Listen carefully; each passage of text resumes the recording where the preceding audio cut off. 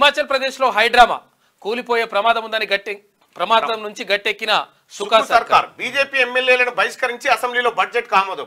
రాజ్యసభ ఎన్నికల్లో cross voting తో మైనారిటీలో పడ్డ ప్రభుత్వం బల పరీక్షను ఎదుర్కోవాలంటూ ప్రతిపక్ష బీజేపీ డిమాండ్. ఎమ్మెల్యేల బహిష్కరణతో జాగ్రత్త పడ్డ కాంగ్రెస్ అంటూ ఒక వార్తను చూస్తా ఉన్నాం. అక్కడ ఏం జరిగిందంటే మొన్న రాజ్యసభ ఎన్నికల్లో 6 కాంగ్రెస్ పార్టీ ఎమ్మెల్యేలు క్రాస్ ఓటింగ్ చేసి బీజేపీ అభ్యర్థికి మొన్న రాజ్యసభ ఎన్నికల్లో కొట్టేశారు. దీంతో నిజంగా ఈ 6 కనుక అటు ఓటేస్తే కాంగ్రెస్ మైనారిటీలో పడుతుంది. అక్కడ మైనారిటీలో పడేటువంటి పరిస్థితి రావడంతో అక్కడ బడ్జెట్ ప్రవేశపెడుతున్న సమయంలో బడ్జెట్ పైన ఓటింగ్ పెడితే ఈ 6 కనుక కాంగ్రెస్ పార్టీకి మద్దతు ఇవ్వకుండా చేతులు లేపలేదనుకో కాంగ్రెస్ పార్టీ ప్రభుత్వం కూలిపోతుంది. ఏ బిల్ అయినా చూడండి, ఏ బిల్ అయినా సభలో మెజారిటీ నిరూపించుకుంటేనే ఆ బిల్లు పాస్ అవుతుంది, సేమ్ టైం ప్రభుత్వం నిలబడుతుంది. బిల్లుకు మద్దతే లేదనుకో, ప్రభుత్వం పెట్టిన బిల్లుకు మద్దతే లేదనుకో ప్రభుత్వం కూలిపోతుంది వెంటనే. సో అట్లా నిన్న భారతీయ జనతా పార్టీ ఎమ్మెల్యేలను బహిష్కరించి కాంగ్రెస్ పార్టీ అంటే ఉన్న హాజరైన వాళ్ళలో మెజారిటీ కావాలి. ఆ మెజారిటీ నిన్న ఆ రకంగా గట్టెక్కింది కాంగ్రెస్ పార్టీ. అక్కడ లేకపోతే ప్రమాదంలో ఉంది. సేమ్ టైం ఇంకొకటి ఏమంటారంటే ఇక్కడ రాష్ట్రంలోనూ హిమాచల్ పరిస్థితే. లోక్సభ ఎన్నికల తర్వాత అనూహ్య మార్పులు ఉంటాయని చెప్పి లక్ష్మణ్ అంటా ఉన్నారు. తుమ్మితే ఊడిపోయే ముక్కులా కాంగ్రెస్ ప్రభుత్వం ఉంది. తుమ్మితే ఊడిపోయే ముక్కులా కాంగ్రెస్ ప్రభుత్వం ఉంది. ఆ పార్టీకి ఎంపీ అభ్యర్థులు లేరు. బీఆర్ఎస్ కు ఒక్క సీటు కూడా రాదని కామెంట్ అంటూ ఒక వార్త చూస్తాను. ఇక్కడ ఇది సిమిలర్ గా కనిపిస్తా ఉంది. హిమాచల్ ప్రదేశ్ లో క్రాస్ ఓటింగ్ 6 ఎమ్మెల్యేలు చేశారు. వాళ్ళు ఎవరు, ఏం కథ, ఎక్కడెక్కడ ఎవరితో టచ్ లో ఉన్నారనేది ఆ పార్టీ ప్రభుత్వం చూసుకుంటారు. కానీ తెలంగాణ రాష్ట్రం విషయానికి వస్తే ఇక్కడ కూడా తెలంగాణ రాష్ట్రంలో కూడా ఆ పరిస్థితి వస్తుంది. అంటే మేము ప్రభుత్వానికి కూలగొడతాం, మేము ఇక్కడ ఉన్నటువంటి ఎమ్మెల్యేలను కొంటాం, మేము ఈ ఎమ్మెల్యేల మీద కేసులు ఈడీలు ప్రయోగిస్తాం, వాళ్ళే వచ్చి మా దగ్గర లొంగిపోతారు అనేటువంటి విధంగా ఈ వ్యాఖ్యలు ఉన్నాయి.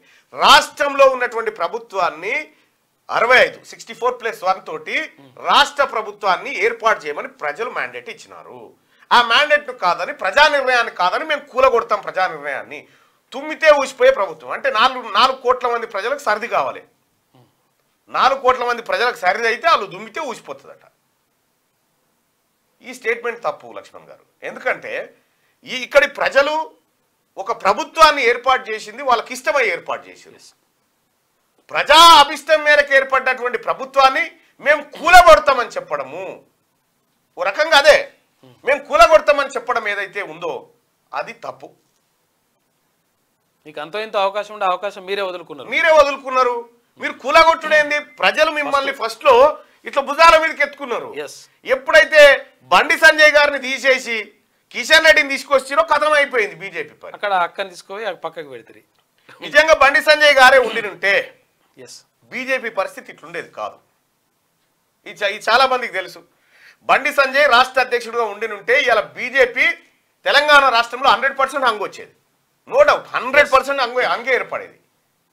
అవకాశం ఉండే. బండి సంజయ్ను మార్చడం, లిక్కర్ స్కామ్ లో ఆమెను అరెస్ట్ చేయకపోవడం, ఈ పరిణామాలన్నిటితోటి బీజేపీ బీఆర్ఎస్ 2 ఒకటే అనేటువంటి మాట ఎస్టాబ్లిష్ అయింది.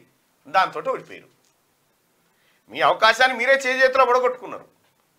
మీరు ఇచ్చినటువంటి స్టేట్మెంట్ ఆషామాషి స్టేట్మెంట్ కాదు. మీరు పార్లమెంటరీ పార్టీలో అత్యంత కీలకమైనటువంటి పోస్టులో ఉన్నారు ఇప్పుడు భారతీయ జనతా పార్టీలో.